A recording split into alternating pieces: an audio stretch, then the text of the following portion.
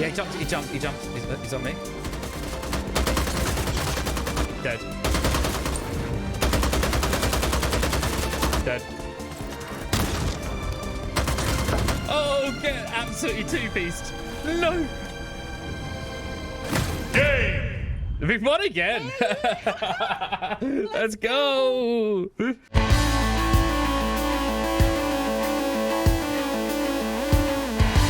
Hello Kindred, welcome back. If you're seeing this video, it means the embargo has been lifted and I can share with you my early hands-on gameplay with BLOODHUNT's new summer patch and Team Deathmatch mode. BLOODHUNT Ambassadors were invited to test the new patch for 2 hours ahead of launch, so I'm going to give my impressions of the new mode, the new maps, the gameplay improvements for you today, and also just give you a little heads up on a couple of things that I think you need to know before you jump in on Thursday. I'm going to be splitting this video into topics, so if you just wanted to hear about one specific thing, check the timestamps in the description at your leisure. Also to note guys, I'm going to be running a giveaway here once we get past 500 subscribers, and then again once we hit 1,000 subscribers. Decent prizes as well, so make sure you get yourself subscribed and leave a like for me for the algorithm, would be much appreciated. Thank you very much. But anyway, let's get on with the video, shall we? Let's start with what I know you're here for, the brand new Team Deathmatch mode.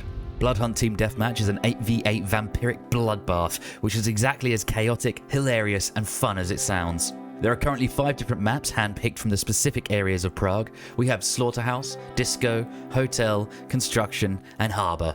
Sadly, in the 2 hours we got, we didn't get to try the hotel map, which I was pretty bummed about because it's based around Skybar, which is one of my favourite spots to fight in the regular BR mode. But regardless, we got a good feel for how the games play out on the other maps.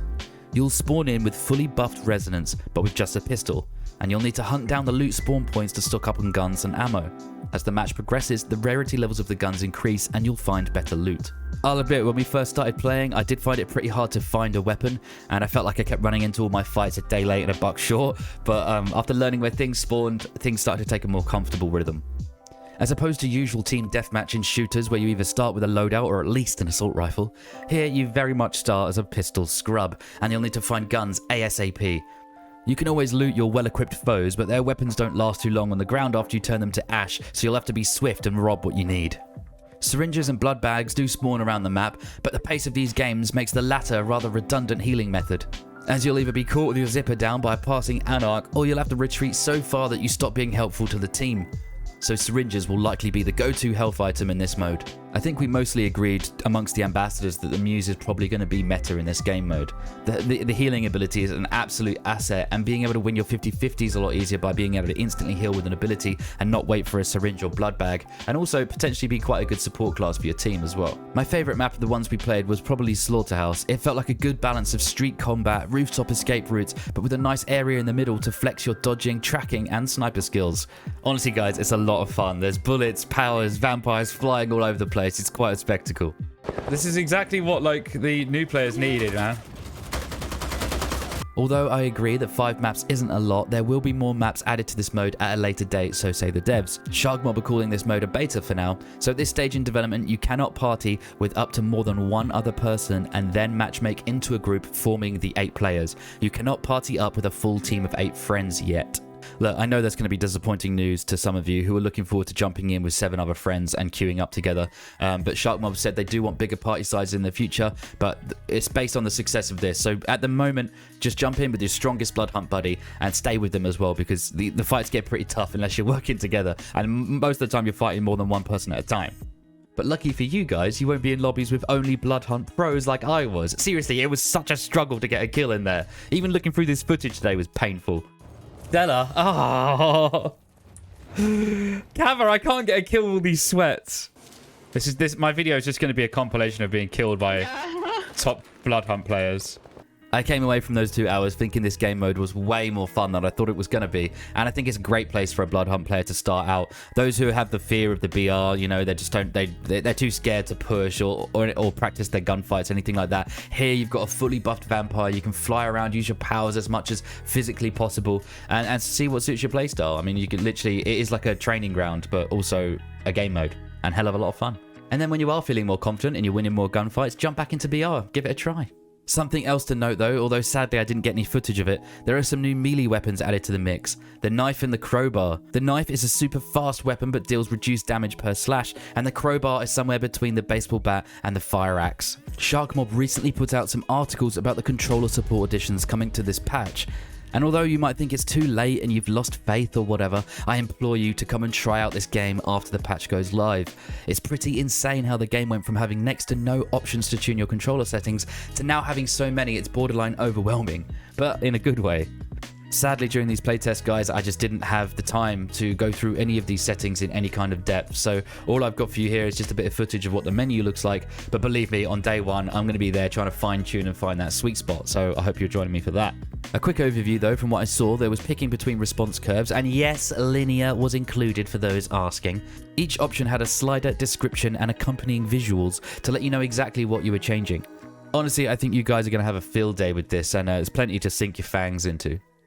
The team at Sharkmob have been working really hard behind the scenes, reworking all of the character models and infrastructure of the game to allow for faster implementations of content updates. Wow, that was a really wordy sentence. This includes getting vanity items to the game quicker than they could previously. They're calling it the Big Rig.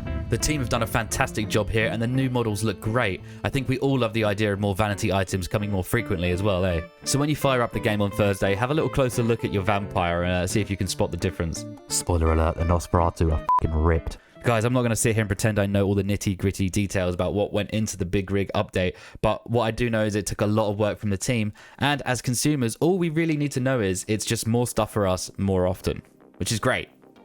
Performance has seen improvements too. I noticed the orange icon in the top right of my screen not being permanently there. The ping did fluctuate a little bit while we were playing, but that's because we were on private servers. But when the ping was stable, the game felt fantastic. I'm playing on a fairly decent PC, but the devs have said the improvements should be seen on your PS5s as well. So please let me and the Sharkmob team know how the game feels once you get on. But when we're talking about improvements, we need to mention these bug fixes. And the one that's going to be on your mind is obviously the reload and the red gas bug.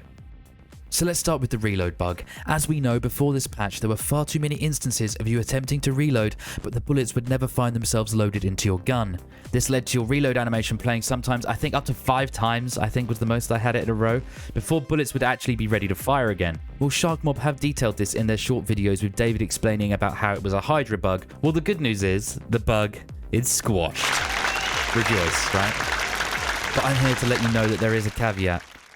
Before the Venture Enforcer joined the roster, there was a time we look back on fondly, where one could cancel a reload animation just over halfway through and still be granted the full reload. Well, those days are gone. You will need to fully reload your weapons now and not cancel the animation, otherwise you'll be left only death-clicking your next enemy when you were convinced you'd already reloaded.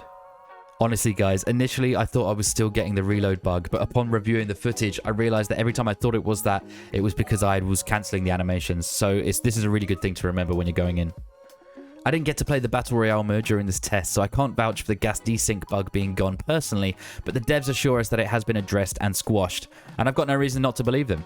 But we'll all find out for ourselves on Thursday, won't we? Other performance thing I wanted to highlight is the traversal being slightly improved. Anyone who's been following me for a while will know that I go on and on and on about the traversal, how I feel it could be so much smoother and be more reliable and enjoyable to use. Well, it has seen some small improvements, like when you try to climb the corner of buildings, for example. It's nice that traversal improvements even made it into this patch. I might be being greedy, but I'm still hungry for more traversal updates to come, but for now, this is certainly better than it was previously. So until we hear more, I'm sure we will have a slightly better quality of life anyway. Elysium has seen yet another makeover. We have a solid place now to show off our dance moves and emotes now that they've brought the disco indoors.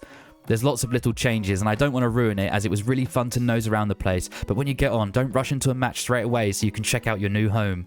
This being the second patch since launch, it's so nice to see some massive improvements to the game based on player feedback.